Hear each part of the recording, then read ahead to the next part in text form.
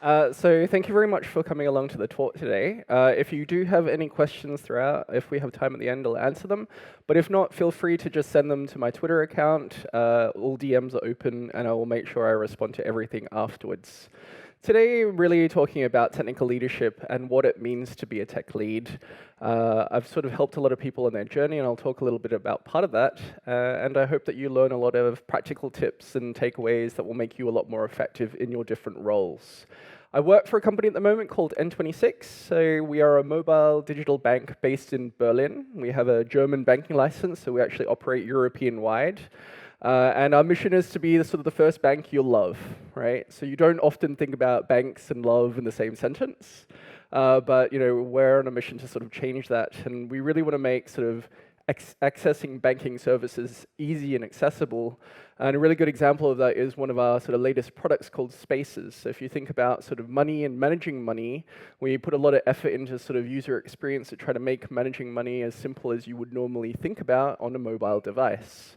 I'm also really proud about the technology that sort of backs a lot of this. So we're a sort of microservices land in the cloud, developing mostly on Kotlin backend services. And we have a really good sort of continuous delivery observability stack that allows us to sort of release hundreds of times per week. So if you want to know more about that, happy to answer questions afterwards.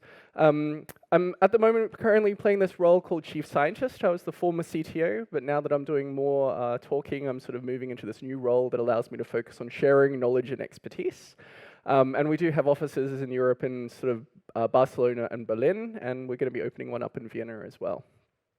So my background is I've actually written a number of books. Last time I was here, I was actually talking about architects, the role of an architect, and the more recent book was about building evolutionary architecture. And today I'll be focusing on the sort of second book that I published, which is called Talking with Tech Leads. And a lot of this is about sort of sharing the experience from people who've been on the journey that many of you have been on, and maybe some of the journey that some of you will start, to try to understand how you can be a lot more effective. Now, what I found throughout talking to a lot of people is a lot of companies don't really prepare people for this role, right? They often say, congratulations, you're now a lead dev or a tech lead. Good luck, right? And that's normally the experience. And I think a lot of companies have a lot more responsibility to prepare people for that. And this is where I've been trying to help fill that gap. And I actually do some sort of training courses internally, and I've sort of started doing them sort of externally as well. I don't do them that often because it's not my full-time role, but I'm very passionate about helping people like yourselves move into these roles with support, something that companies don't give you. And what's interesting is I've observed a lot of leadership courses that companies offer are often sort of run out of the people department or the HR department. And one of the challenges there is that they don't really know what you do as a lead dev or a tech lead. So even though there are general leadership skills, it's hard to actually provide the right training if you don't really understand. And that's some of the background that I've had. I've been through the same experience, the shock of being in this role the first time and going, oh, what do I do? And these are some of the things that will hopefully help you on. So today we'll be going through a little bit of a journey. We'll talk about this archetypical story about how you find yourself in this particular role. And then because naming is really hard in our industry, I want us to be clear about what I mean by a tech lead as part of that.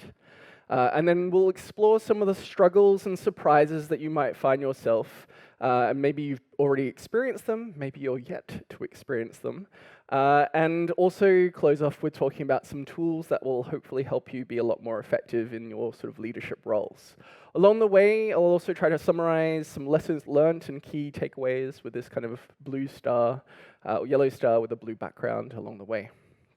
So let's start by talking about this archetypical story, right? So we all started off as engineers, typically, and we get a lot of pleasure out of writing code, producing things of value, delivering things, seeing users and the delight of our software actually being used, taking a complex problem, simplifying it, turning it into something that can be used. And I think that's a really exciting sort of opportunity and what we've all sort of experienced.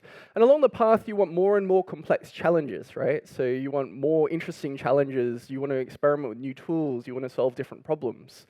And you want sort of more sort of impact and more responsibility. And so you sort of start to sort of maybe get into a stage where you say, actually, I want to be promoted. I want to do something different. I want to have more impact. Perhaps for other people who've been on this journey is that somebody in your organization has said, hey, I notice you're doing a really great job. I think you're ready for a promotion, right? And this is kind of typically how it happens, of how you magically get this sort of title. And a lot of people, their mental model when they think about this sort of move from being an engineer to a tech lead, is they think it's a step up in a sort of career ladder. And I want you to sort of take that out of your head, right? So we'll come back to that in a bit. And what typically happens when you sort of are in this role is you go back to your desk and you sort of open up your computer, you open up your IDE, and go back to programming. And then suddenly you have this title or this role. And then you kind of go, what do I do differently? Right? This is a very common problem. So lesson 1 for you all is the tech lead is not a promotion. It's a role change. And that's very interesting. Now, I want to go back to talking about this career ladder. And it's very interesting because we've been going through, in a startup, you sort of have a lot of organic growth, and you have to put some structures that allow an organization to scale. So putting in sort of career ladders or frameworks are really useful because a common question that people have is, how do I grow? What do I need to do? What are the expectations around that? And so typically in a lot of organizations, you have some sort of career ladder, path, or map. And what normally happens is that you have different types of sort of levels, and they often describe what are the behaviors associated with that sort of role and also the impact. And the idea is sort of higher parts of that sort of ladder have more impact, also more accountability and responsibility to make sure things happen. And we've been going through a process of sort of going and establishing this in our own company, and it's been really interesting because you have a lot of discussions about, what is a senior engineer, what is a tech lead, and what is exactly some of the expectations around some of this. So I have a few tips if you use career ladders. Is firstly, it's never a comprehensive checklist, right? So everyone in this room is very different, and nobody fits into boxes exactly, right? So a lot of people, when they go through the checklist, it's like, I've done this and done this and done this, so I'm obviously this role or this level. And it's not really intended to be a checklist. What it is really useful is kind of a guide for a conversation. So there will be things that you might do that aren't represented on there, right? And there's probably value in some of those things. And as managers or people who have to sort of help evaluate this, you have to work out roughly how does this all sort of fit together. And so these ladders are more of a guidance about, a sort of framework for a conversation. The other really great positive thing about having something like this is that it reduces a lot of systemic bias. So when you don't have anything like this, what typically happens is somebody goes, oh yeah, I think you're ready for promotion. But you have all the innate biases that somebody has that they sort of use a gut feel, and that's not repeatable. So if you say, why did this person get promoted in this department or the team, and why not this person, you don't have a common vocabulary around that. And so this is why it's actually useful if you haven't got anything like this, particularly in startups, to try to make sure that there is something that helps set up this common set of expectations. But we go back to sort of a career ladder, and the normal path for a lot of people is that you start off being, new to the industry. So you start off maybe as a junior software engineer. Your scope of work is taking something, breaking it down, and you maybe need a little bit of support. As you learn more skills and experience, you learn clean code, test-driven development, refactoring, good practices. You become a lot more independent as a software engineer, right? You need less guidance. You can take something independently, know how to break it down, know who to ask, where to go to work out how to solve that. As your scope increases, you perhaps get to a point where you start to maybe mentor another engineer, where you maybe start to take a small part of a system or a microservice or thing, and you try to lead and manage this at a bigger scale. And a lot of people then think this tech lead role is the next step up. Now, I've done a lot of sort of reading around career ladders, and one of the things I've discovered is that, particularly in the US, they often talk about making sure that you have a 2-track development process for people. So making sure that you have a management track, which is kind of typically what people think of, but also making sure that there's a sort of technical track, is what they call it, or an individual contributor track, right? So we all get into software because we love building things, and some people don't want to sort of leave that behind, and they still want to work with technical topics. And that's the intention behind the individual contributor track. Now, my studies of a lot of career ladders and frameworks that describe this, I actually would argue that it's not 2 tracks what most organizations should develop, but it's actually really 3 tracks, right? So a lot of the roles that people put onto the individual contributor track really require leadership skills. And so you're actually thinking about technical leader track, and an individual contributor is really focused on individual contribution. And so I would actually argue that a good career framework has 3 levels or 3 tracks to allow people to progress throughout that. And so if we come back to perhaps the normal career progression of sort of what we think about, I would actually say that this tech lead role is actually a shift over to this technical leadership track, right? So if you're really individually contributing, typically that requires maybe more specialization, deep knowledge around a particular framework tool, right? Or deep domain knowledge around a particular system that you sort of own. But actually, a tech lead has the kind of lead in the name, right? So it requires a lot of technical leadership skills. And it's really important that you think about this as a shift of track. Because what this means is that you need new skills and requirements, right? So you need more experience in a different set of roles.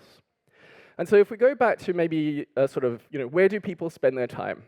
70 to 80%, right? So all of you know you don't write code 100% of your time. You all work hopefully in teams. You all hopefully collaborate with other people. You need to showcase your software, maybe talk to end users and actually work out what they really want. And so you don't end up spending 100% of your time coding. But if you spend 70 or 80% of your time, majority, you can kind of think about as an individual contributor, you're typically executing or doing, right? So it might be about designing something. It might be about debugging or testing the sort of systems that you're building. And of course, hopefully writing code. Now, if you're a manager, I often say you lead people and you manage systems. And this is kind of the responsibility of what I think good management is. You create a good environment for allowing other people to prosper and making sure that people can focus on the flow of work. And so what are the activities that good managers typically focus on? They're things like making sure that there's the right support. Does the team have everything they need to accomplish what they have? Do they require help from another team? And making sure dependencies are available at the right time so that the team can kind of continue on with flow. In a lot of organization, it often means budgeting as well, right? So planning and making sure that there's the right number of people for the right amount of work, or actually managing budgets around sort of training budgets or licenses and things like that. There's also sort of organizing that kind of needs to happen, right? So some teams get to a point where actually one team is too big, and you might need to actually think about rechanging that system to split that up. Management is often thinking about the environment in which people work. But a technical leader, this is where I say 70 to 80% of your time is focused on leading technical topics and teams, right? So some of the types of activities that you might focus on as a tech lead are things like aligning the team. So are we all working together in the same sort of way? Or do we have 15 different ways of doing things in the code base? Part of this is often technical risk management, right? So are we actually thinking about when things go wrong, how do we make sure that when the network slows down, our system recovers and copes with some of that? Is there a consistent technical vision of where we're heading to? Do we know what type of system we're building? Is it a microservice architecture or a modularized monolith? How do we know? And it will change over time. It's often about making sure that we pay back technical debts as well, right? So somebody needs to champion with product people that we just can't keep pumping out features. We have to actually think about making sure that we can add new things in easy as well. And maybe we've made different decisions in the past that we need to sort of address now in order to continue going in a sustainable way. And this is kind of what a technical leader would be doing. And often the thing in software teams is really making sure that knowledge is being spread throughout the team, right? So as everyone is contributing to the code base, it's constantly evolving. People are learning new things. And if you want a sustainable team, you need to make sure that knowledge is well distributed throughout the team so you don't have single points of failure. So a top tip for anyone sort of moving in this is really this old saying of what got you here won't get you there, right? So the skills that you developed as an individual contributor, all the stuff that you had to do with refactoring, developing really clean code, automated testing, doesn't help you leading teams. Sorry, it's different skills, right? You have to deal with people all of a sudden. People are not predictable. And these are things that you'll have to start thinking about. It's actually a big shift in focus. So you don't get to sort of tell people what to do anymore, or you shouldn't if you want to be an effective lead. So those things that made you a successful engineer won't often translate to making you an effective technical lead. So you need to really focus on developing new skills. So that's kind of the typical story of how people find themselves in this role. Let's talk about what I mean by a tech lead. So let's have a look at the definition of what a tech lead. So for me, it's a software engineer responsible for leading a development team and responsible for the quality of the technical deliverables, right? So you have some people like maybe a team lead, but maybe they don't come from a software engineering background, right? So that's okay. You might have engineering managers who are like that. You might have a person who is a software engineer, but they're not responsible for the quality of the sort of system, right? So they might be sort of contributing to features, but not thinking about overall technical quality. So somebody needs to be sort of responsible for that. And this is what I would define as a tech lead. Now, if you think about what are the skills required to be an effective tech lead, I would sort of talk about these three circles.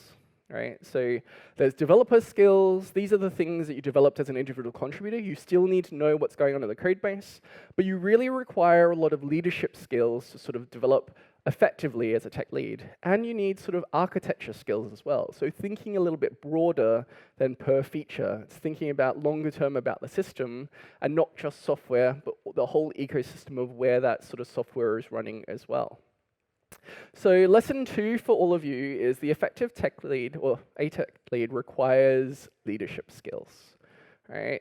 And if you go back to like role-playing games and you think about like where you spend time, you often in a role-playing game, you have experience points, right? And you can allocate them to buckets. And often you allocated a lot of your points to developing developer skills. But actually, you kind of need good skills in both architecture and good skills in leadership, but you may not have had the experience and time to do that. But in order to be an effective tech lead, you need a good balance between these three areas. And so the things that got you to be an effective software developer, you need to start thinking about how do you find opportunities to develop more experience points in leadership and architectural topics, which you may not have had the opportunity to be involved in. Or your organization may not have supported you in, right? So these are good things for you to rebalance when you actually think about this. Now, the next question is, well, how do you shift some of this? So how do you develop leadership skills? Good thing is, all of you are here today. So step 1 is awareness. So knowing that there's a gap, right?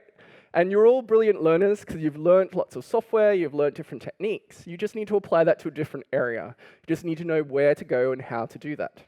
So step 1 is awareness.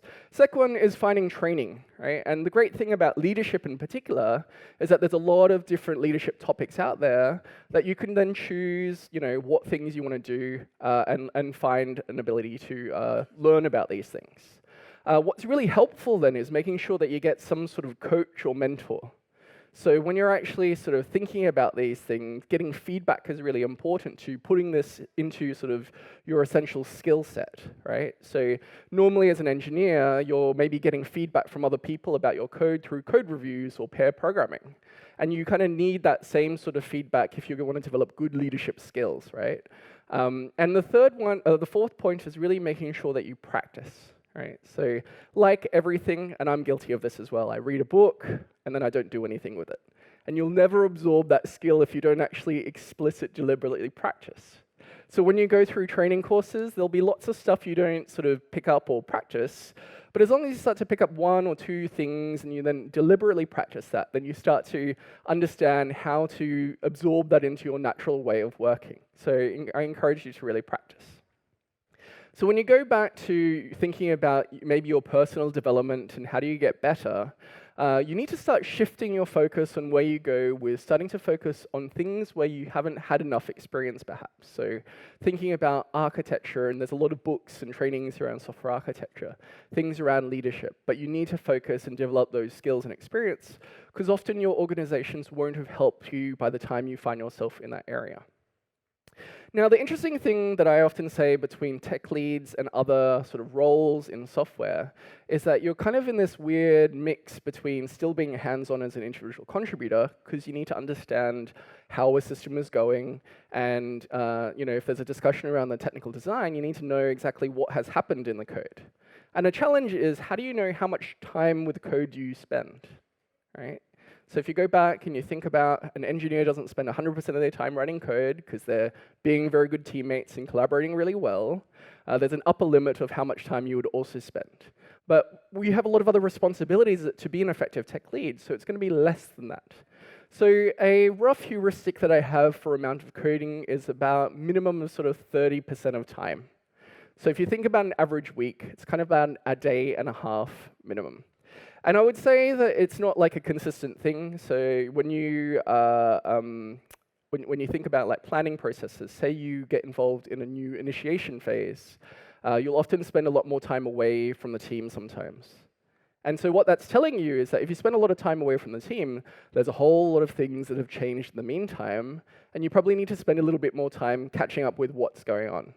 Some tech leads have different strategies of dealing with how they spend time with the code. So if you're in a pair programming environment, that's a really great place to be because you can drop in with a pair, think about a design. When you step away for a meeting and you go back, you know the general direction and progress. Other people like to maybe watch sort of the Git commits or the source control to sort of see what changes are actually evolving. You have to be a bit careful there because some people can sometimes feel like they're being spied on, so it depends on how much trust you have with the team. But that's a good way of sort of keeping in touch with the code base. Other people like to pick a feature, and I would say don't pick a critical path feature. So you will always be interrupted, so don't pick the most important thing. Pick something on the side, some work that needs to be done that maybe nobody likes doing. And that'll give you some chance to sort of understand how the code is still working and some of the pain points that the team is actually facing. So if you are actually staying hands-on and you're sort of leading a team effectively, how do you know you're doing a really effective job, right? Good question. Simple test. Does the code base look like it was written by a single person?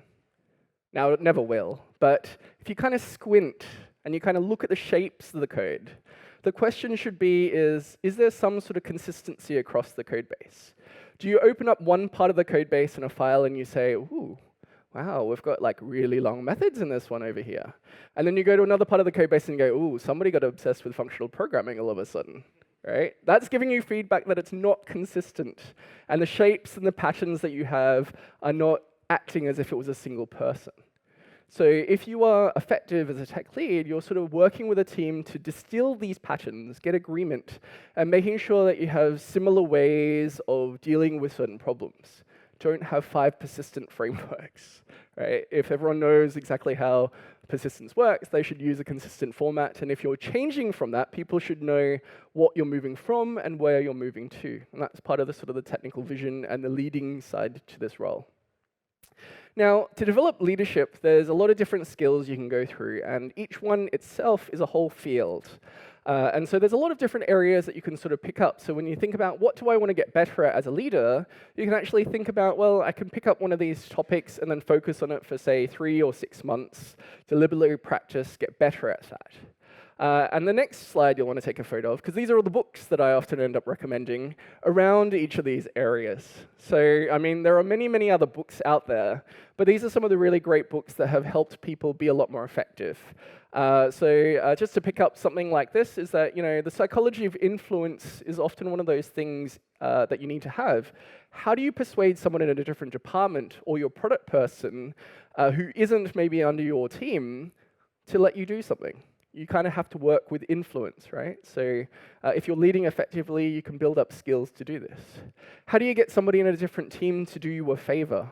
You kind of rely on influence. And you know, the psychology of persuasion, the influence book is a really great one around that. At some point, you will have problems with, you know, people having different opinions, and that's a healthy thing. What's not healthy is if you can't find a way for everyone to move forward.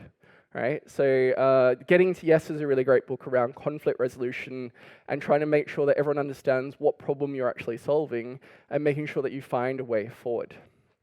So I really love this quote. Reading is still the main way that I both learn new things and test my understanding. Any guesses at who it's from? Very good. So 2016, Bill Gates is still learning, right? So he's been in software for ages, and there's still so much stuff to learn. And I think that's the really wonderful thing in today's age, is that we have online courses, we have, you know, different types of articles out there, books. There's a lot of knowledge out there that you can draw upon. You just have to know where to start looking and focus on an area and then pick that up. And I think that's a really wonderful thing about our industry. There is just so much stuff that you can learn in so many different assets. And the leadership topics will actually help you be more effective in this role. So lesson 3 is benefiting from the many resources on leadership and be sure to practice. So don't be like what I do sometimes and read stuff and then never do anything with it. You have to think about, what do I take up? What do I do differently and practice 2-3 times? How do I get feedback from my coach or my mentor to make sure that I am seeing value in this? So this is what hopefully you understand what I mean by a tech lead now. Let's talk about some of the common surprises and struggles. So when I was actually interviewing a lot of the sort of tech leads going through this role, and particularly people who were transitioning into this role, there's a lot of panic, there's a lot of newness. And actually this is actually a healthy thing, because it often means you're doing something differently and you're learning. It's a growth kind of experience. But it is a struggle. So let's talk about 3 specific things that I see often. The first one's kind of depicted by a bunch of people in one area and maybe this person in the corner. And this is you. So it's quite common to feel alone when you're in this role. As an engineer, you're on a team with other engineers, right? You have problems with something, you just turn to somebody and go, hey, I'm having issues with this. And they understand the same context. But when you're a tech lead, you're kind of normally the only tech lead on that team. Right? So who do you turn to say, hey, who do I talk to about this? If it's about conflict in your team, you can't normally go to the team, because that's kind of maybe disclosing things that puts people into an awkward position, right? And it's a very natural thing of feeling like an outsider. I'm worried about these different types of topics. Why doesn't anyone else seem to be worried about this? It's quite natural. And part of this is just the nature of a different role. Other roles actually feel this as well when you're not a software engineer. So product people will often feel different. User experience people, typically you only have one of them maybe on a small team. And so it's just the nature of having a sort of single role on that. One of the other sides of any leadership role is often you're trying to work out the balance between shielding the team from noise of things going on, and you kind of are trying to work out the right filter of information. So you have a different perspective because you have lots of noise maybe coming from outside of the team, and you're trying to work out how to protect the team so they can focus on what they need to do. And that's always a balance. So this is a very common surprise and struggle of feeling alone. The second one is kind of picked by this arrow diagram, lots of different directions. And this one is really about uncertainty. So as an engineer, we're often trained to think that there is a right answer. Right? So we think often that regardless of what we have the perfect solution for this problem. We're trained in this way as an engineer. And part of this is because we've sort of developed this binary habit. Our test goes red. Oh, look, it's green. Yes. Right? We deploy something, and it works or it doesn't work. We showcase software, and we get a story signed off or not signed off. We get trained in this binary way of working. And the challenge with leading is that you deal with a lot of imperfect information all the time, right? So you never ever end up with an optimal solution, because you have more information, you learn things, and it takes time to accumulate information. And so one of the struggles that people have is that, am I making a good choice or the best choice? And one of the ways to sort of deal with this is sort of saying that you are trying to do the right thing given what you know at the time, right? So you'll have to deal with uncertainty. There won't be a precise answer. And part of this is actually linked to perhaps the third surprise and struggle depicted by a snowflake. And perhaps those of you who've been leading kind of maybe know where this is going, is that people are puzzling. People are snowflakes. So everyone has a different style of communication, everyone has different preferences, there's a lot of sort of differences, and that makes everyone unique. It also means that people have different strengths, and those strengths can be useful in different contexts, and they can also not be useful in other types of contexts, right? And so you have to sort of think about, like, how do you make everyone work well together, and how do you resolve conflicts when there's all these different styles? And so one of the best ways that you can sort of approach this is, as you build your leadership experience, remember that there is no right answer. You have to start collecting different types of tools to try things differently. So even if you sort of work with somebody one time and use a particular communication style, you might find actually they change over time as well. They're learning and developing at the same time, and you might need to use a different communication style the next time as well. What's really useful is detecting archetypes, but try not to stereotype, right? So archetypes mean you start to know some patterns of behavior, right? So you might notice when somebody is about to get triggered and they might start to have a bit of a rant fest. But it doesn't mean that they're always going to behave like that. So you can sort of maybe start to detect patterns, but it doesn't always predict exactly what will happen because everyone is unique. So lesson 4 here is really taking comfort that others have been on this journey. Others have these same struggles. Others have the same surprises. And what's really nice here is actually starting to think about who else in your organization or your team or your community can you share these experiences with. So to deal with these surprises and struggles, my tip for you is to really make sure that you build your support structure. Find the people that you can go out for lunch with or a coffee.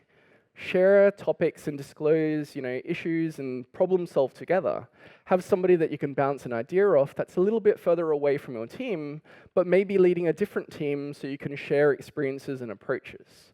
It's a really great way of making sure that A, you don't bottle things up and you have a nice way of sort of building different experiences, but also collectively you'll swap tools in your toolkit and build a stronger sort of leadership toolkit over time.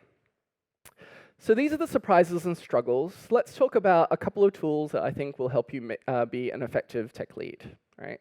So the first tip for you is really thinking about how do you develop others. So when you're actually starting to think about what you do and move into a leading role, you're actually starting to think about what you do to help other people be a lot more effective. And one of the topics that come up is often delegation. And people often say, well, there's two styles, right? Either I tell people what to do, or I can completely delegate. And one of the models that I've learned over time is called the situational leadership model. So it's never binary. It's that sort of spectrum of behavior. And so there are sort of situations where you can tell people or be more directive in how you work with people, but it's also inappropriate to completely delegate something. And so you might need to work on different styles at different areas. So one of the important lessons with the situational leadership model is that you sort of want to take people from being very directive, get to the point where you can actually comfortably delegate to those people because it means a win-win on both sides. A really great example is, when you have people new to the industry or fresh from university, you often need to give a lot more structure and guidance to people, right? So in order to complete something, we want clean code, refactored, small composed methods, well-named methods, tests. You have to be a lot more explicit about definition and done. But of course, over time, they gain experience and they learn. And at some point, you don't need to tell them everything what they need to do. You can just simply be confident that they can do this well. But you have to sort of build up some of those skills along the way. Now, other modes that you might need to interact with people is sometimes you need to sort of sell something, right? And you get this a lot with maybe senior engineers. It's like, I don't know why I should do this. You need to sort of help people connect to why this task or activity is really important, right? If we don't put in observability, I'm going to get a call at 2 a.m. or you're going to get the call at 2 a.m. and somebody will have to deal with this, right? We'll need to make this easier, help them understand the motive and why. They are completely capable of completing it. They just might need an understanding as to why it has a big impact. There are other problems that you can't sort of break down or you can't completely delegate because they're really complex as well. And that's where you both might need to actually participate in solving something together. So I don't know how we're going to solve this thing, but let's sit down together, we'll spike some stuff out, and then we'll work out exactly how to do this. And once we know the structure, then I can step back and I know that you'll be confident to deliver this. So that's participatory leadership as well. Now, your style of leadership should actually change depending on sort of things like skill, motivation, and urgency, right? Production outage. You don't want to be sort of trying to sell or motivate. You actually say, actually, we need to solve this right now. Customers are being affected. Hopefully they understand. If somebody's skill isn't developed, and this is true even for experienced people. So if somebody was to say to me, Patrick, I'd like you to build a machine learning model that can, completely work out people's faces across different countries. I'm like, I wouldn't even know where to start. I would be looking for that step-by-step tutorial, and I would want somebody to tell me what to do, right? But over time, I'll build up that experience where I don't need to be then told what to do. So it depends on the situation, it depends on skill, urgency, and motivation as well. And it's really key when you start to work with people is start to tap into these diverse sort of approaches. One of my favorite books around this area is called the Clifton Strengths Finder book. And so this book was written by the Gallup organization. They cataloged 34 different strengths. Now, take it like any profiling sort of thing, take it with a grain of salt. But what I really like about the book is some of the ideas of starting to focus on your strengths rather than trying to improve on your weaknesses, right? So if you're a really great swimmer, you don't suddenly work on running because it's the worst thing that you're at. You double down on actually being a great swimmer, and you'll go further. And that's kind of similar. And this is a really great thing in teams because you have lots of people who have different types of strengths. So a couple of examples. So woo is one of the strengths. It's called winning others over. You probably know people like this. They go into a room, and then suddenly like everyone's convinced of a certain idea 5 minutes later. It's a very rare skill, but if you're trying to influence other departments or teams, knowing somebody is a really good person who has woo is very useful. Maybe you have somebody who's strategic, right? So they can't seem to focus on what's happening now. They're thinking about where are we going to be a year or 2 years from now. That's a different type of strength as well. In startup land, you tend to get a lot of achievers, right? You get a lot of people who want to get stuff done, right? I've got one of the achiever strengths, and one of the habits I've got is I like to write down a lot of things, and I like to cross them off. It gives you that sense of achievement. Perhaps you recognize this in yourself as well.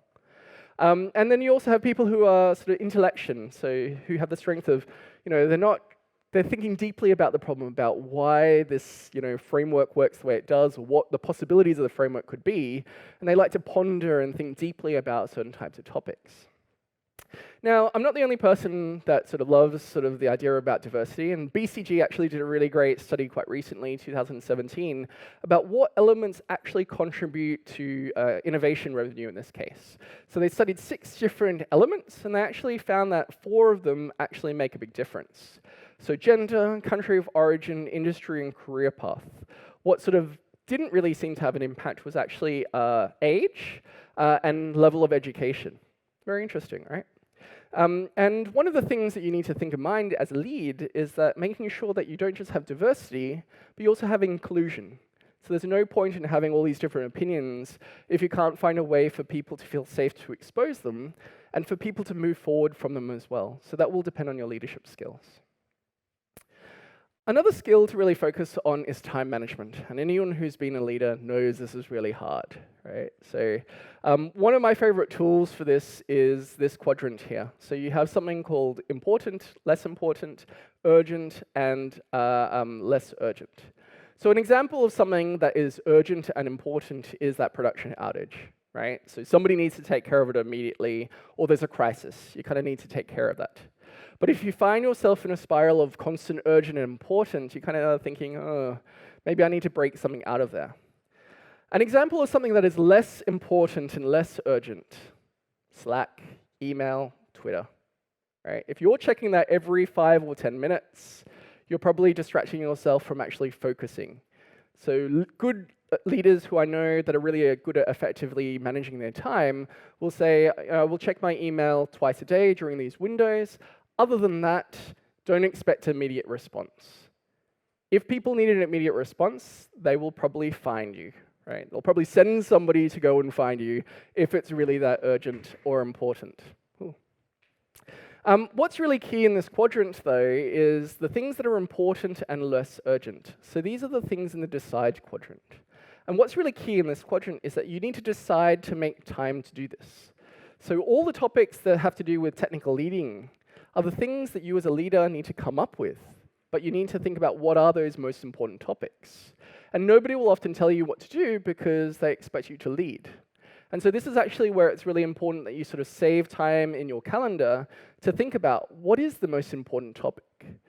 There's a sort of technique which is talking about the most important thing, right? So what is the most important thing this week? What is the most important thing today? And it takes a while for you to actually think about all the things that are going on. Which is the most important task that needs taken care of? What happens if we don't deal with that technical debt next week? How do we make sure that we have the conversation to make sure we have time for that? You need to make time in your calendar to decide what is important such that you can work out how you get that activity accomplished. And so nobody will often ask you for these things, and that's where you have to really make time to decide the things to do. Now, this matrix, if you want to learn a little bit more, is called the Eisenhower matrix after President Eisenhower, and was very sort of made popular as part of that. So the final lesson really around all of this is really making sure that you move from this idea of maker, the writing code, to being a multiplier.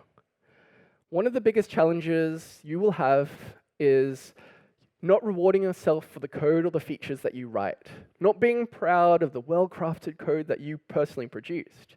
You need to sort of rewire your reward structure such you should be impressed by what you've enabled your entire team to produce. How much better is everyone else's code? How better quality and maybe more features is your team delivering in a consistent fashion? And that's where you need to be rewarding yourself with what you're doing to multiply yourself. So don't think about being the 10 times developer personally about what you do. Be the person that multiplies everyone by a little bit so that they all multiply what they can do, and that is how you become an effective leader. So we've gone on this journey of understanding the archetypical story. We've hopefully understood what I mean by what is a tech lead.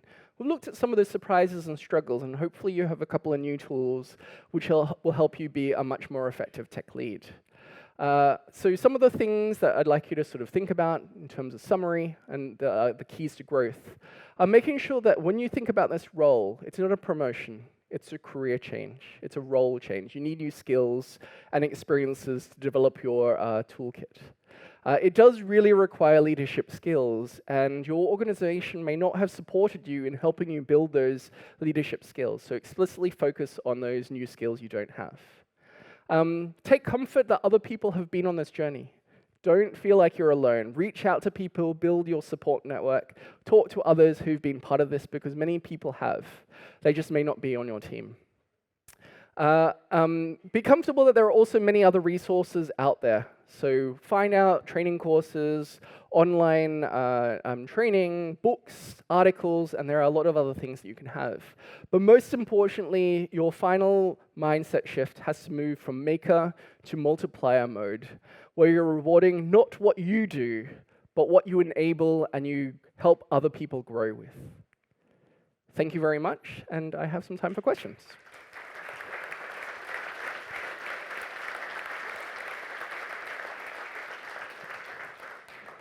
So what questions have you got?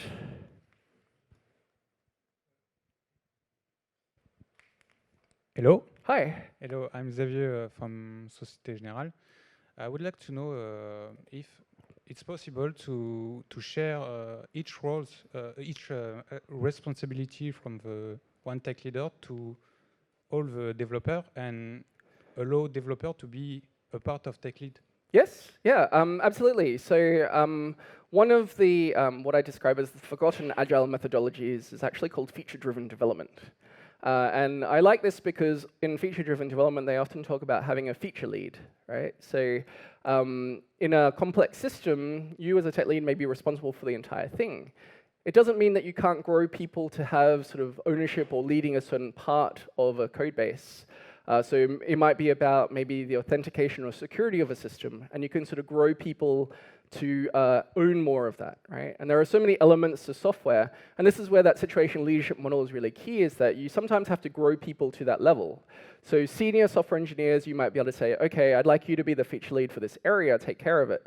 But if you give that to a really inexperienced person, they'll really struggle to understand what they need to do.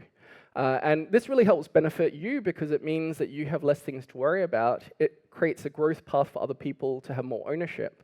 And part of your skill as a leader is often about trying to work out what you do, and you're growing other people to take ownership and accountability as well. So I really believe that you can actually sort of grow responsibilities. At the end of the day, you do have to be accountable, though, to make sure that those things are happening. So I've been in teams where people say, oh, no, we don't need a tech lead. And that's fine as long as everything works well. It's the question of when it doesn't go well. What happens if somebody forgets about something? So, oh, nobody's written tests for a while. Who was looking after that? Somebody has to kind of keep an eye on that. And that's why I still think there needs to be sort of an accountable person to make sure that somebody is worrying about that. If you can delegate that and grow that, that's fine. But yeah, I can definitely believe you need to sort of grow people by delegating more responsibility. It's clear. Thanks.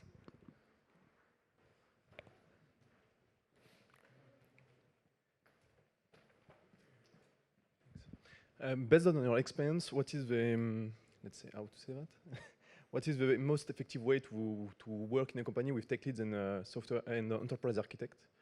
Maybe you have some kind of feedback about it? So in a lot of organizations, we're really bad at naming. So in some organizations, the tech lead is an architect. It depends on the scope of an architect as well. So I can give you an example. In our company, for instance, we have what we call a principal engineer who is kind of like an architect.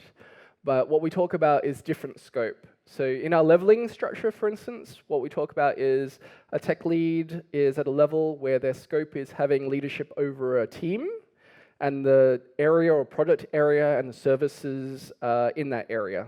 So a team of normally, say, 6 to 8 people. But a principal engineer, what they're looking for, and depends on your definition of an architect, is broader, so multi-team. So in an organization, there are sometimes topics that fall between the gaps, right? So if one team decides to publish an interface using REST, maybe the other group is expecting to have a stream, and then there needs to have a conversation. And so there's a question about what's the best way of sort of standards across that, and that's where, for us, a principal architect sort of helps with cross-team sort of decisions that need alignment across the organization. And so to your question about how do tech leads work well with architects is that part of this is making sure that architects understand the issues that teams are facing. And so what I kind of describe as, in this example, if I take a principal engineer as an architect, is that they're listening to the problems that multiple teams are having, and they know who to bring together and to create a good decision or alignment across the organization. In some organizations, though, an architect is in the team itself, and they are then become more of a tech lead.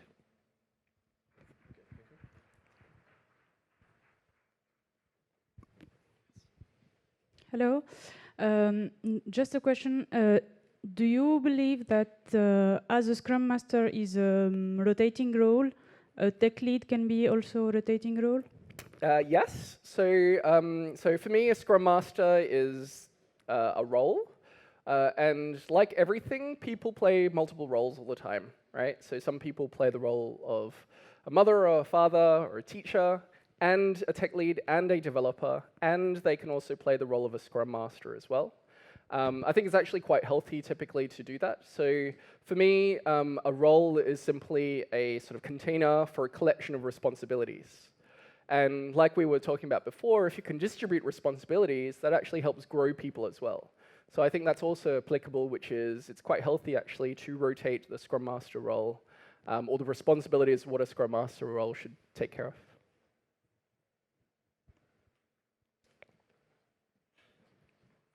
Last one. In your model, what does a manager need to have like skills in software development? Like, does he need to be an actual software engineer? Because it seems like all the tech stuff has been delegated to the tech lead. Yeah, so I think for me, the role of a manager, particularly in software, is that they need to understand the nature of software. So I think software is very different from other things because we have hidden dependencies. We have complex systems of one person can contribute something that is hidden complexity that will amplify over time. So systems evolve over time. So I think a manager, if they're going to be effective, they need to understand the nature of software.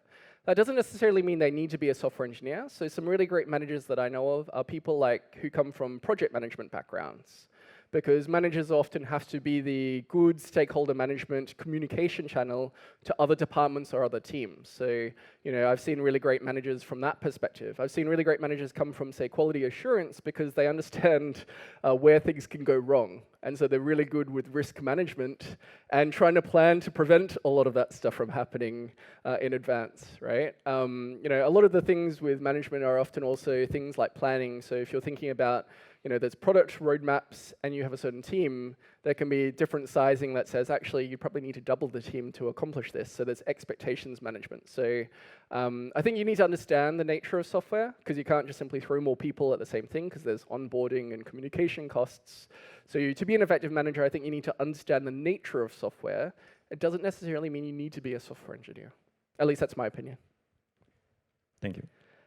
So I think we're out of time, but I'll be hanging around for a little bit if you have any more questions. Otherwise, you can also tweet any questions at me, and I'll make sure I answer them. So thank you very much.